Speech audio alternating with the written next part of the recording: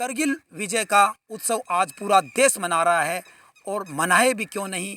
देश के शूरवीरों ने दुश्मनों को धराशायी करके करगिल को आज़ाद करवाया था और उन पहाड़ियों से नाकाब मंसूबों को वहाँ से नेस्ताबूद किया था। हमारे साथ उस युद्ध के दौरान रिजर्व फोर्स के अंदर रहे सूबेदार मेजर गोविंद सिंह है और गोविंद सिंह से जानने की कोशिश करते हैं उस युद्ध के दौरान इन्होंने अपने भतीजे सूबेदार सुमेर सिंह को भी शहादत के दौरान खोया था और उन्हें इस शहादत पर गर्व भी है। उनसे जानते हैं तेली लिंग जो पहाड़ी थी उसको फतेह करने के लिए किस प्रकार सेना ने ऑपरेशन किया और किस प्रकार की दिक्कतें आई। सन 1999 के अंदर तोलोलिंग के ऊपर पाकिस्तानी घुसपैठिए आकर के बैठ गए थे।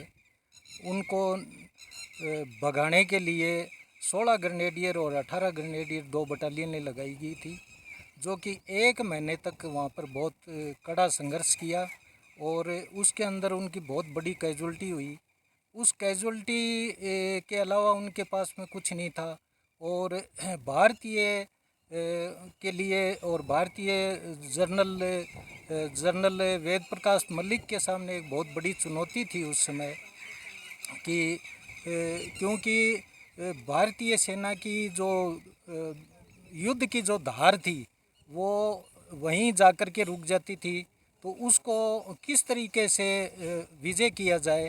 तो उनको एक फ्रेश बटालियन की ज़रूरत थी और उस फ्रेश बिल्कुल एकदम न्यू बटालियन के लिए उन्होंने सेकंड राजपुताना राइफल्स को चुना और उस समय सेकंड राजरेफ जो थी वो कपवाड़ा के अंदर थी और उनको 24 घंटे के अंदर वहाँ से कारगिल के अंदर पहुँचने के लिए बोला गया था और वो 24 घंटे के अंदर वहाँ पर पहुँची।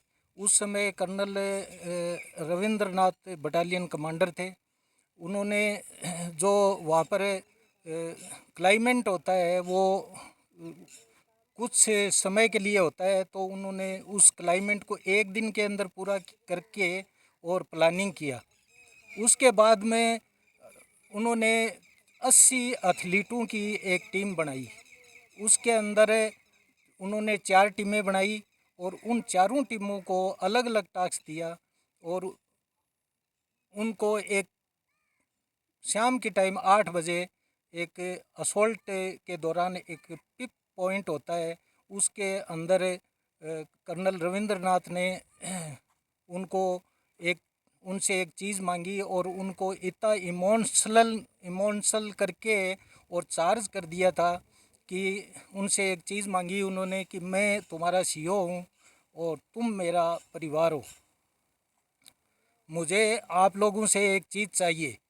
तो सभी ने जोश में ये कहा कि बोलो आपको क्या चाहिए। तो उन्होंने बोला कि मुझे तलोलिंग चाहिए। उस दौरान सूबेदार सुमेर सिंह ने उस पिप पॉइंट के बीच में ही खड़े होकर के बोला कि साहब आप सुबह तलोलिंग पर ही मिलना। उस दौरान वो सुबह के टाइम उस पहाड़ी के ऊपर पहुंचते हैं और विदाउट आर्टलरी के स्पॉट फायर के और तलोलिंग पर विजय प्राप्त करते हैं। वहाँ पर 70 उनके घुसपैठिए बैठे थे, उनको उन्होंने वहाँ पर मारा है और उसी दौरान के अंदर उनकी वहाँ पर शहादत हो गई विजय प्राप्त करने के बाद में, तलोलिंग के ऊपर झंडा फहराने के बाद में, और सूबेदार सुमेर सिंह की वहाँ पर शहादत हो गई थी। सूबेदार की सुमेर सिंह जी की शहादत हो गई, वो आपके भतीजे थे। शहादतें और भी हुई, तो इन शहादतों को किस प्रकार देखते हैं और युवाओं को इनसे क्या सीखना चाहिए। शहादत मेरे वो तो मेरे भतीजे थे और उसके अंदर बहुत बड़ी कैजुअल्टी हुई सेकंड राजरेफ की। 4 ऑफिसर, 5 जेसीओज और 47 जवान जो है उसके अंदर शहादत हुए और इतने ही लोग जो हैं वो जख्मी हुए थे।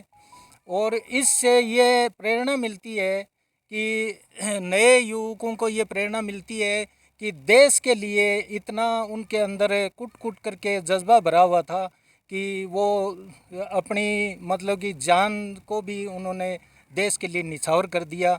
तो युवाओं को और जो है वो ये संदेश जाता है कि देश प्रेम की भावना उनके अंदर जागृत होती है।